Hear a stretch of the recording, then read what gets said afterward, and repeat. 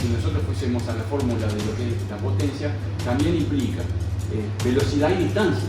Antiguamente estaba prohibido y mal visto llegar al gimnasio con guantes. O sea, los guantes no existían. Vos tenías que sentir la barra, tenías que tocarla, tenías que triangularla, sentir. Bueno, el heavy duty yo lo usé y se reían un poco de cómo vas a hacer heavy duty si todavía competís en potencia. Vale decir, para competir en potencia, para ser bueno en sentadilla hay que hacer sentadilla. Vos no podés ser bueno en una competición de powerlifting haciendo sentadilla, haciendo prensa. Y vieron que aquellos atletas que les explicaban cómo funcionaba el cuerpo humano, cómo trabajaban las fibras musculares, tenían mejor desarrollo que aquellos atletas que no tenían la más pálida idea de lo que estaban haciendo. Y ahí conformo un paquete y le digo, bueno, de acuerdo a esto, tengo esto para ofrecer. Vamos a entrenar así, vamos a comer así, vamos a suplementar de esta manera. Y bueno, y aceptará o no.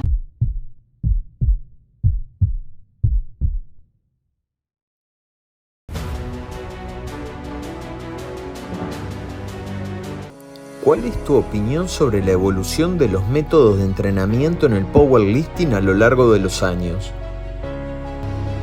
Bueno, lo que pasa es que el powerlifting se basa en movimientos que implican cadenas musculares complejas, ¿sí? Press de banco, sentadilla y peso muerto, las cuales para tener éxito deben de mover la mayor cantidad de peso.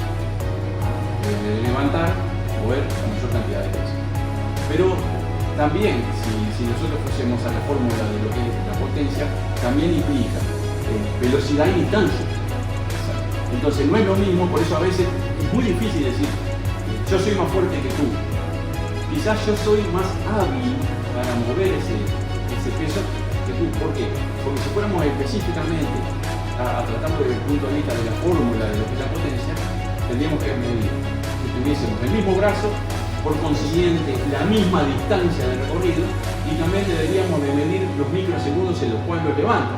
Por consiguiente, quien levantase un poco menos, pero fuese más rápido, sería más fuerte. Tal cual, Entonces, se llegó a la conclusión de que, bueno, powerlifting significa levantar peso, dejando de lado la distancia y dejando de lado el parámetro del tiempo, de la velocidad de levantar. Me hizo reír porque diste la definición específica que me la dieron cuando yo estaba estudiando. Exactamente tal cual. La verdad, excelente tu definición. ¿Podrías explicarnos qué es el enfoque old school y cómo has integrado eso en tu entrenamiento? Bueno, un poco era lo que yo les comentaba, ¿no? Antiguamente estaba prohibido y mal visto llegar al gimnasio con guantes. O sea, los guantes no existían. No, un profesor mío a mí me vio, usaba guantes y lo tiró a la basura. Claro. Por ejemplo, vos tenías que sentir la barra, tenías que tocarla, tenías que triangularla. Eso, por ejemplo, es un concepto parte del school. Y la otra cosa es el trabajo de agarre, que ya prácticamente es muy difícil. Si bien nosotros aquí en el gimnasio tenemos un par de implementos para mejorar el agarre, ya casi nadie utiliza el agarre. Y algo muy interesante que les voy a contar. En un estudio que llevaron adelante los japoneses para medir qué áreas del cerebro se iluminaban cuando se realizaban los ejercicios, ellos hicieron un estudio radiológico con contraste y una tecnología ultramoderna en la cual si hacías un ejercicio de piernas, por ejemplo, se iluminaba determinada parte del cerebro, si hacías un ejercicio de brazos, pero cuando hacías ejercicios de agarre, de movimiento, se iluminaba una parte muy importante del cerebro, muy importante, más que cualquier otro músculo. Y debido a eso, ¿por qué? Porque la mano es capaz, aparte de tener todo un sistema sensorial, es capaz de hacer infinitos movimientos omnidireccionales a la misma vez y en distintos sentidos. Entonces, ellos, aplicados al entrenamiento, postulaban la idea de que todo aquel deportista, todo aquel levantador que entrenase el antebrazo también mejoraría en otros ejercicios. Era increíble eso. Si yo que estudié un poco de medicina china, ellos decían que todos los órganos estaban relacionados con las manos, cada punto que uno tenía. Es increíble, pero muy poca gente. Ahora, en la actualidad, ya casi nadie entrena el agarre y los antebrazos. Eso se dejó. En las antiguas revistas que yo comentaba hoy al principio, decían que si quieres aumentar tu masa muscular, debes hacer sentadilla. Sí, sí, tal cual. El tren inferior es fundamental para desarrollar más el tren superior. Entonces, un poco volviendo a la pregunta, el old school se aplicaba en esos aspectos. Todavía el levantador, el powerlifter, todavía es un poco old school, ¿verdad? Porque a él le gusta mover kilos. Él no puede venir a hacer 15 repeticiones porque se siente degradado, denigrado. El rango de repeticiones de él está entre 1 y 8, al sumo. A veces hay pedidos en macrociclo, según la semana, que baja a 3 de 3, 2 de 2. Quienes han tenido una evolución muy importante han sido todos los países del este, de Europa.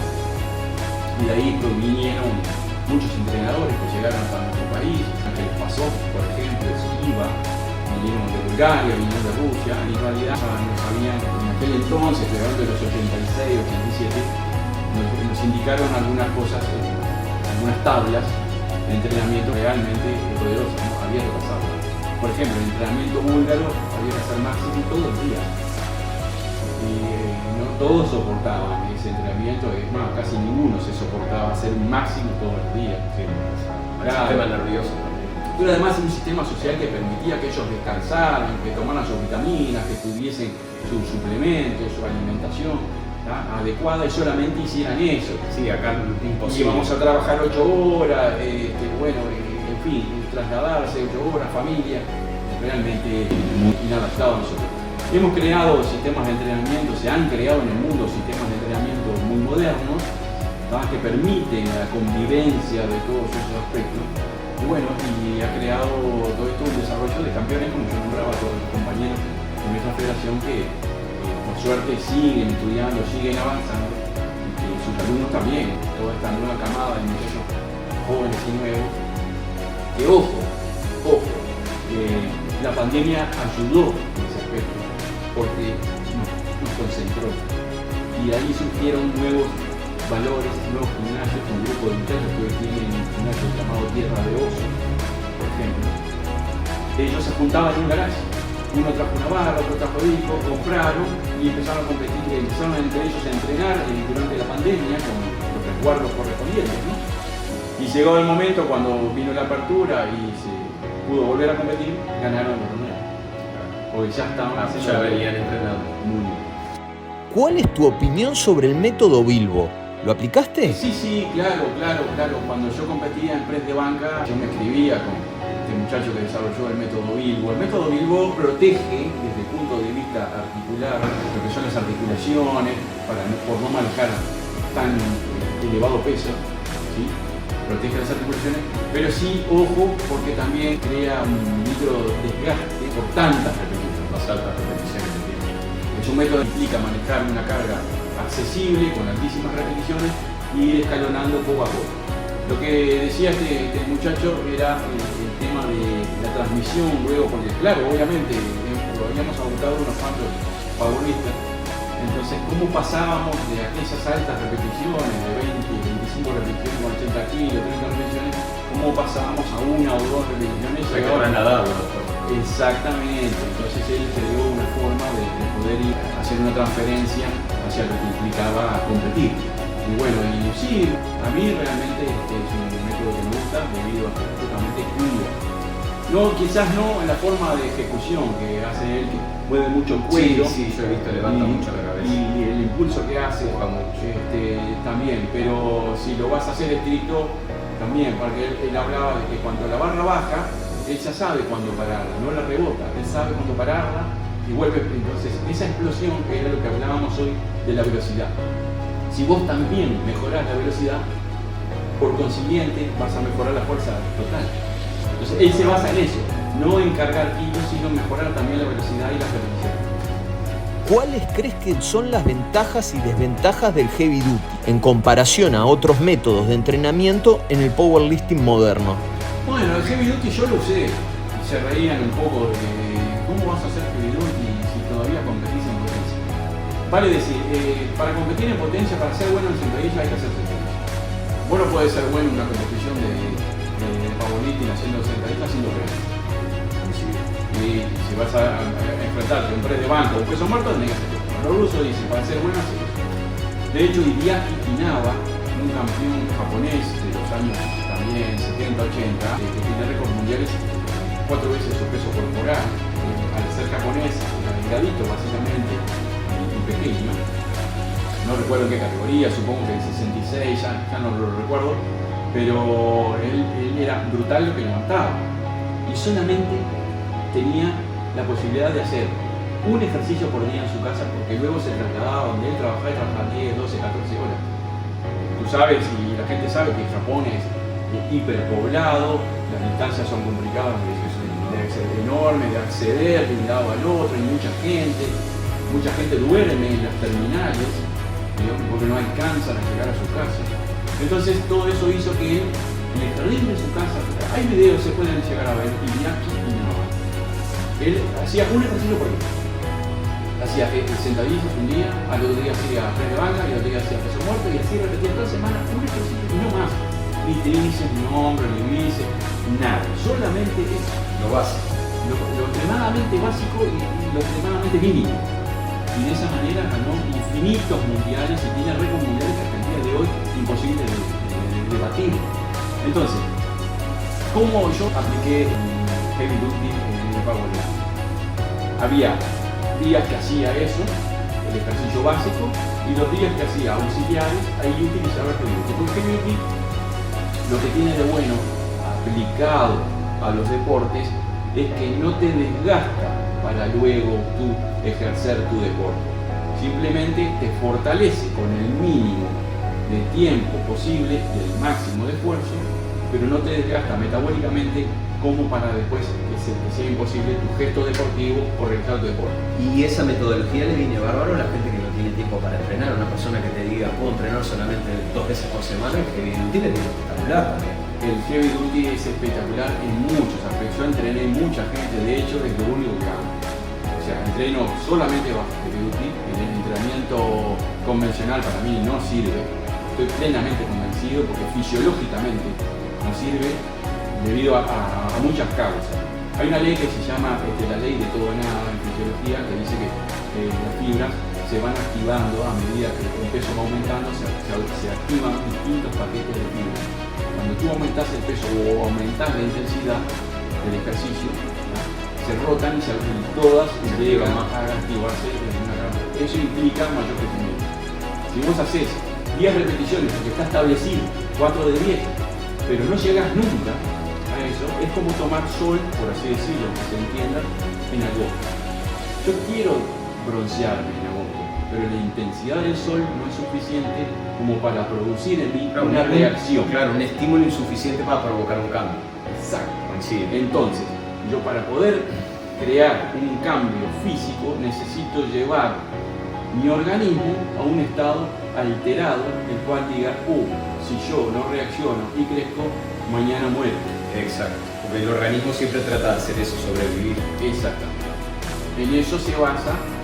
Ojo, con esto no queremos asustar a la gente que diga el entrenamiento que viene es una locura, no, al contrario, está regulado y pautado de acuerdo a las posibilidades individuales de cada alumno, de cada cliente, de cada persona, a los efectos de dar su máximo potencial.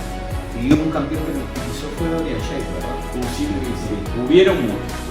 Dorian Yates, Robbie Robinson, Robbie Robinson es una de las mejores estéticas. Inclusive hasta Sergio Oliva lo probó. Y en Uruguay se probó. Mucha gente no le interesó o realmente declararon que no le daba ninguna beneficio. Pero también hay una cosa. Si vos tenés un alumno o tenés un cliente, porque un alumno es otra cosa.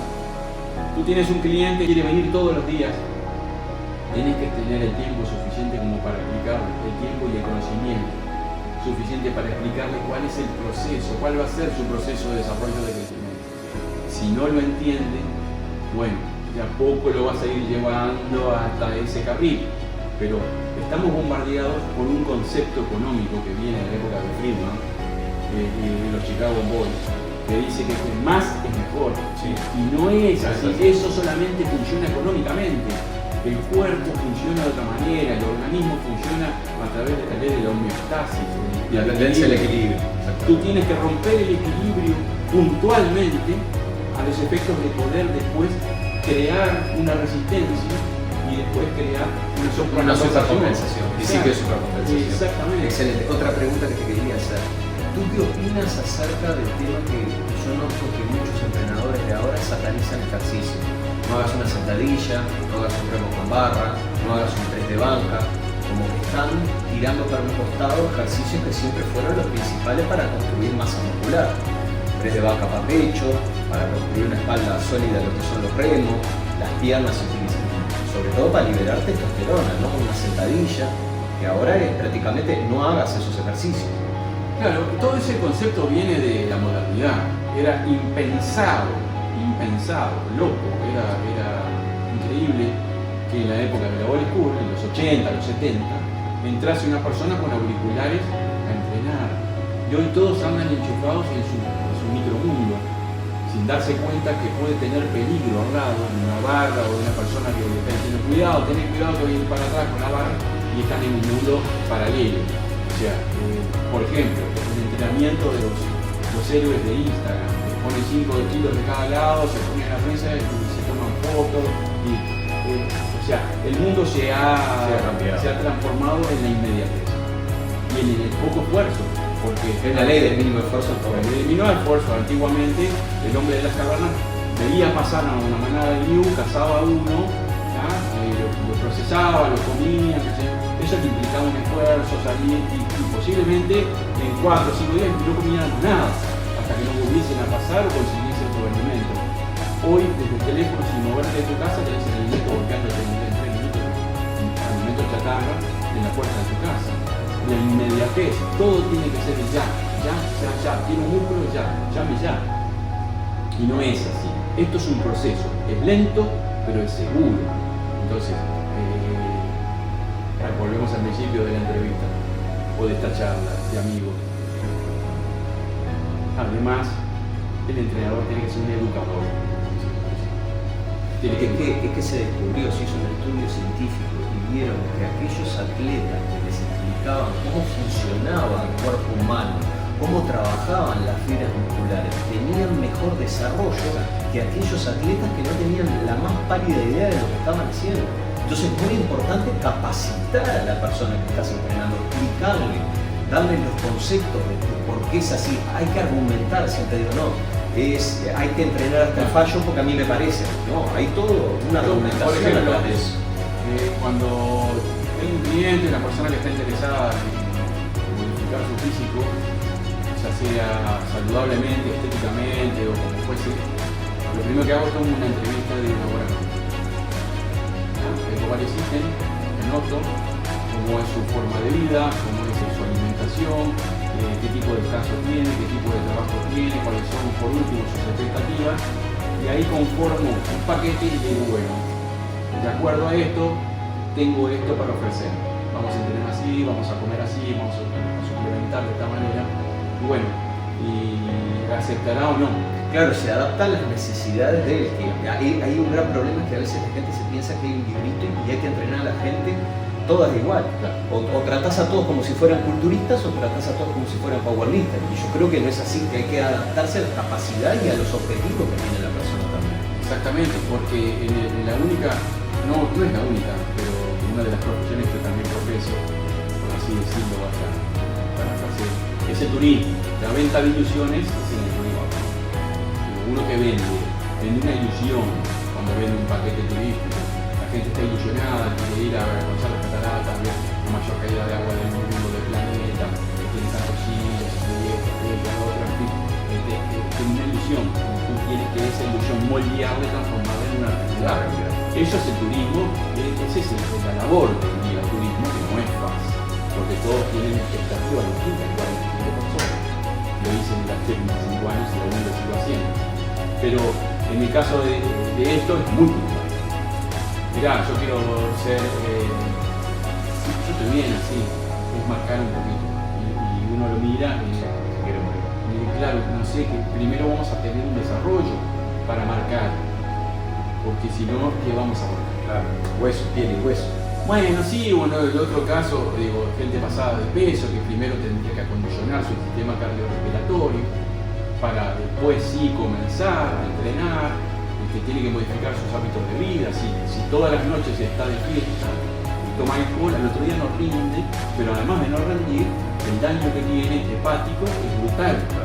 El envejecimiento acelerado va a ser superior a cualquier persona normal. No, es que cómo se conserva Schwarzenegger y Stallone. Son Bueno, sí, veteranos, son abuelos de 80 años que están claro, espectaculares. Son referentes, sí, sin lugar a dudas son referentes, fueron primeros y referentes. A mí también lo que me causa gracia es cuando a veces la gente dice, gente joven que recién arranca a entrenar, que dice, mira que yo no quiero quedar así como Schwarzenegger o como Ronnie Coleman.